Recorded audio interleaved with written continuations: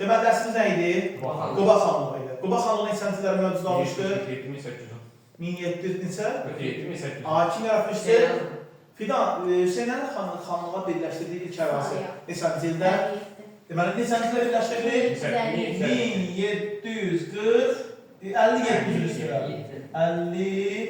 57-ci ildə. Yaxşı, Hüseynəli xan Elkaz neçənci ildə hakimiyyətdə olur? Hüseynəli xan 1747 58 Ondan sonra kim gəldi hakimiyyətə? Fətəli xan. Fətəli xanın siyasi fəaliyyəti dövrə bölünüyorlar. Hansılardır? Deməli, vergi islahatları, Köçürmə, birləşdirmə. Bəs köçürmənin özü neçə mərhələyə bölünüyorlar? Bəs birləşdirməni? Birləşdirmə 2 mərhələ. Sən danış burada vergi islahatından. Vergi islahatından vergi qaydalarına salmaq istəyirdi, nizama salmaq istəyirdi. Əvvəlcə naiblər var idi, onları pulları özləri gətirib qoydu, vergiləri. Bu isə özü Baha naiblər. Özü ailə naibləri, özü aparıb da dövlətin xəzinəsinə. Bəli. Amma bundan sonra hər bir kəndqula nə eləməliydi? Yəni, Quba xanlığının ərazisində olan kəndqulalar vergini yığmalı, öz eləməlidir, təhvil verməliydi. İndi sən danış mənə köçürmə siyasətindən. Mən 3 dövrə bölündüm. Müdafiəni, əhalinin sayını artırmaq, müdafiəni gücləndirmək, bir də... Etnik dəyərlər. İndi mənə soruna cavab verin.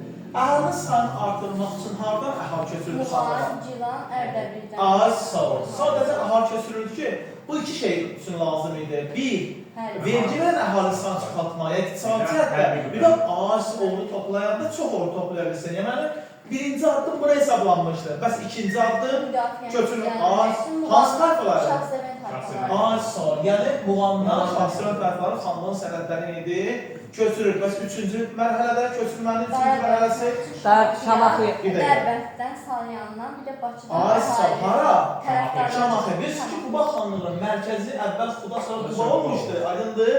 Amma o Şamaxı tutandan sonra paytaxtı siyasi mərkəz gətirmişlər Şamaxıya. Bunun üçün gördüyünüz kimi Dərbənddən, Qubadan və Salyandan hara köçürmüşdür? Məqsəd? Bəs hansı səbəbi şahı paytaxtı köçürəndən sonra Abbasabad. sağ ol. Hansı neçənci ildə? 55-də Qəzvin. Qəzvindən 98-ci ildə. Yaxşı. Vergiden danışdıq, köçürməsindən danışdıq. Aydın oldu. İndi gəlirik Eltac. Birləşdirmə siyasəti. Birləşdirmə siyasətinin başlanışı Hüseynəli xan. Hər an birləşdirmişdir ki, orada? Salyanı. Bəs Qubalı Fətəli testlərə düşür ha. Məsələn, Qubalı Fətəli xan dövrünə aid olan birləşdirən ərazi Salyandır. Aydındır. Bəs Qubalı Fətəli xan özünün ilk birləşdirdiyi xanlığa Dərbənd. Neçənci ildə? 1759. Dinmə. 1759-cu. Neçənci ildə? 59-da. 1759-cu ildə. İndi bax, xəritə qoya bilər. Dərbənd tapmaq üçün biz hara diqqət eləməliyik? Azərbaycanın şimal-şərq ən uclar nöqtəsi haradır? Dərbənddir. Yəni Xəzərin sahilində Dağıstana sərhədlər neçəncidə birləşdirildi? 59-da. İndi Dərbəndin Quba xanlığına, Aslanla birləşdirməsi səbəbi. Deməli, buradakı hakimin, əhalinin vergilərin artırılması nəticəsində əhalinin Qubalı Fətəli xanlığa kömək istəməsi, əhalinin az olduğuna görə hərbi qüvvənin zəif olması. Ərazisi idi. Bir əhali narazı idi, müdafiə etmədilər. İkinci hərbi qüvvəsi az idi. Üçüncüdə vergilərin artırılması. Dərbənd xanlığında yaradan Məhəmməd Hüseyin xandır. İndi o Dərbənd xanlığında üstün hizmə keçirəcək. Aydın, neçəncə birləşdirildi? İndi deməli, Qubalı Fətəli xanın birləşdirmə siyasətində ilk birləşdirə ərazilər. Amma Quba xanlığının birləşdirməsini deyən Salyandan başlayacaq. Bəs ikinci Fətəli xanın birləşdirdiyi ikinci ərazilər olacaq. Bakı. Bakı ilə həm hərbi planı var idi, həm iqtisadi. Həm də mənim Bakı zəif olduğumu orada. Aynen, hər məsələ ondan ibarətdir. Yəni, Xəzərin sahildə yerləşir. Yeganə Bakı ki, neçənci əsrin sonlardan etibarən Azərbaycanın əsas liman şəhəri olur. Əhsən. O vaxt hansı şəhər idi? Düzdür. Deməli, Bakı hərbi planından ibarətdir ki, əgər Bakı Xəzərdən bir təhlükəyə məruz qalardısa, bu həm də hansı xanlığa təhlükə deməkdir? Qubaya qoyardı. Ona görə də bu hərbi məqsədlərə daxil idi. Bəs iqtisadi məqsədə nə idi? Liman şəhəri idi. Yəni, yeganə liman şəhəri idi. Yəni, xarici dövlətlərlə və digər xanlıqlarla, yəni Xəzər sahil ərazilərlə ticarət etmək üçün yeganə nə idi? Liman şəhəri burada iqtisadi potensialı böyükdür. Yaxşı, Bakı xanlığı necə birləşdirdi Turgut? Mənim nikah yadları Diplom neçənci ilə birləşdirdi? 1767. Əhsən, 67-ci ildə. 1767. Bəs filan bunlara nəyi başa çatdırdı? Azərbaycanın şimal-şərq torpaqlarının Birinci əhsən. Yəni, gördüyünüz bu coğrafiya, artıq Quba xanlığına birləşmişdi. Hətta də rəsmi sənədlərə Fətəli xan artıq hansı... Qubanın Dərbəndin başını salıyır. Sakit kimi qeyd olunur.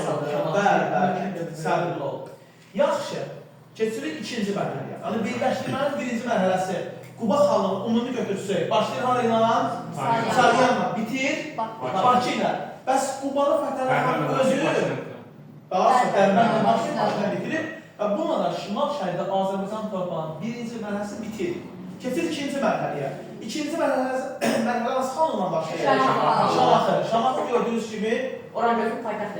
İndi bunun həm iqtisadi həm siyasi məqsədləri var Şamaxı ilə bağlı.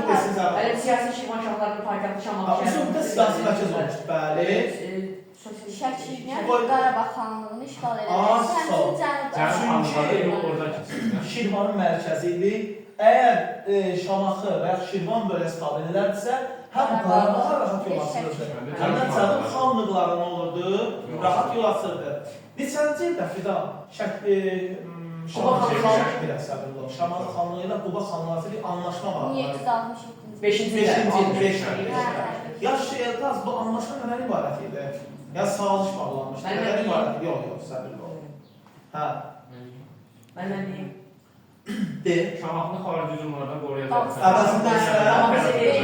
Ay, sağ ol. Bəs neçənci də Şamaxı tabi etmək istədi? 1767-də. Bəs Fidan nəticəsi nə oldu? Əvvəlcə uğur qazanır. Hansı xanla müdaxilə etdi buna? O zaman Şəkil. Fidan səbirli ol. Fidan, o zaman Şəki hakim kim idi? Hüseyin xan idi. Əslində Hüseyin xan kim gətirmişdi hakimiyyətə? Asla, Fətəli xan özü neçənci ilə hakimiyyətdə? Fətəli xanın özü neçənci illərdə? Mən 1758-də, 1789-da, ay sağ ol. Hüseyin xan 79-a gətirmişdi hakimiyyətə, 59 özü istəyirəm. 79-a qədər hakimiyyətdə olmuşdu. Və vaxtı üçün yapacaqsa, Sərbi xanında Şirvan yüküləndə o zaman Hüseyin Quba xan Hüseyin Əli xanı müşahid edilmişdi 55-ci ildə. Bu dəfə Quba xanı tutmaq istəyəndə Şamaxını Şəki xanlığı müşahid edilmişdi. Sanki tarix əvəz olur, yəni qisas alındı, aydındır. Şəki xanlığı uğursuzluğun sanki qisasını aldı Quba xanlığından. Nəysə, bəs belə deyil, tərəflər necə həll etdilər Şamaxı? Söz bağladılar, 1767-ci ildə 2 hissəyə Şamaxını böldülər. Bəs bu bölüşmədə kim naraz qaldı? Şəki. Şəki naraz qaldı? Şamaxı naraz qaldı. Şəki xanlığı narazı qalmışdı. Şamaxı naraz qaldı Şəki, mən də mübarizə apardım. Neçəncidə döyüş oldu aralarında? Kimlər gəldi? Ay sağ ol. Bəs neçəncidə müdafiə bağlıdır? 9-cu da. Müdafiə şərtdən etiraz desin.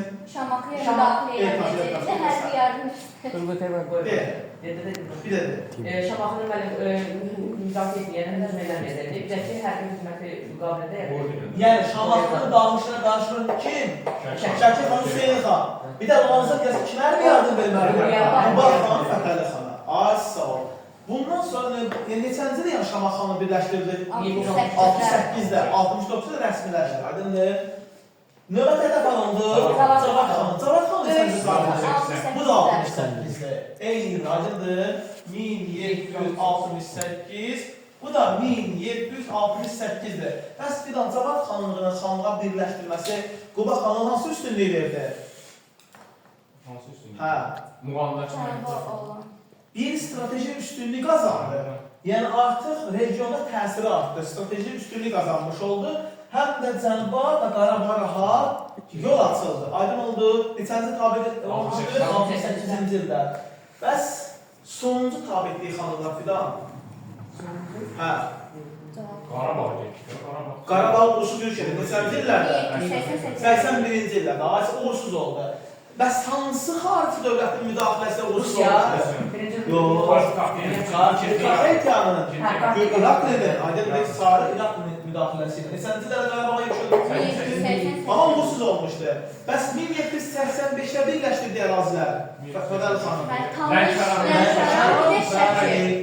Cənub zonu. 1785 1785, bu da 1785. Artıq gördüyünüz kimi bu ərazilər kimin nəzarətindədir? Bəli. Şimal-Şərqi Azərbaycan torpaqlarının birləşdirməsi ikinci mərhələsi də başa çatır. Cənubda da vaxt yürüş etmişlərdir. 1784-cü. Amma möhkəmələr bilir Cənubda. Niyə? Xeyr izah Çünki edəsin. Rusiyanın mənim təzyiqi var idi. Cənub torpaqlarını birləşdirmək istəyirdi. Bu da deyir ki, geri var. Bu da onun çətinliyinə, dostluğu pozmamaq üçün geri döndü. Hə, Digər qanunlarda öz müstəqilliyinə tərəfdən vura bildi. düzdür. Yaxşı. Gəlir Cahan döyüşünə. Deyir ki, Qobalı Fətəli xanın uğurları, həm bir sıra daxildə olan xanlıqları, bir sıra qonşu dövlətləri və xarici qüvvələri narahat edirdi. Neçənci ildə bunlar ittifaq yaratdı? 74 kimi bu ittifaqda kimdir? Fətəli xanlar Şəki Qarabağ. Yox. Kimlər Fətəli xanlar? Hə, Şəki Qarabağ, ikinci Rakit. Şahbaz xan Ağası xan, Şəki xan Hüseyin xan, Qarabağ xanı, İkinci Rakit. və ittifaqa başçısı kimdir? Əmir Həmzə, bəli, bunun qayını idi. Aydındır, Quban Fətəli xanın qayını idi. Fətəli xan məğlub Hansı oldu. döyüşdə Quban Fətəli xanın qayını idi? Hansı döyüşdə? Fətəli xan məğlub oldu. Bəs Fətəli xan məğlub olundan sonra Dərbədən qayıda bilmədi. Dərbəndə mühasirəyə aldılar. Əmir Həmzə bacısı Tuti Bikələdidir. Cənabəsi ilə, amma inanmadı. Gizli yolla Dərbəndə gəldi. Bəs hansı dövlətin köməyi ilə müttəfiqlər qalıb məhz ona görə müəyyən Rusiyanın təsiri olduğu üçün Quba xanlığı üzərində Ərdəbdə möhkəmələr. Bilməli, əsasən Rusiyanın maraqlarına nəzərə geri qayıtdı. Neçənci dövrdə Fətəli xan? 1789-da. Bundan sonra hakimiyyətə gələn istər Əhməd xan oğlu və istər də Şeyx Əli xan onun uğurlarını qoruya bilmədi. Nəticədə xanlığı tabi olmuş digər xanlıqlar müstəqilliklərini bərpa etdilər. Buna da birləşdirmə yolu 3-cü cəhddə, yəni 1-ci Fətəli xan idi, qurmayan Fətəli xan, 2-ci Şəki hadisələri, 3-cü də bu idi ki, bunun da müəyyən daxil və əsasən xarici müdaxilə səbəbi ilə birləşdirməsi tam həyata keçirə bilmədi, uğursuzluqla başa çatdı. Aydındır, növbət dərsimiz Qarabağ xanlığı olacaqdır.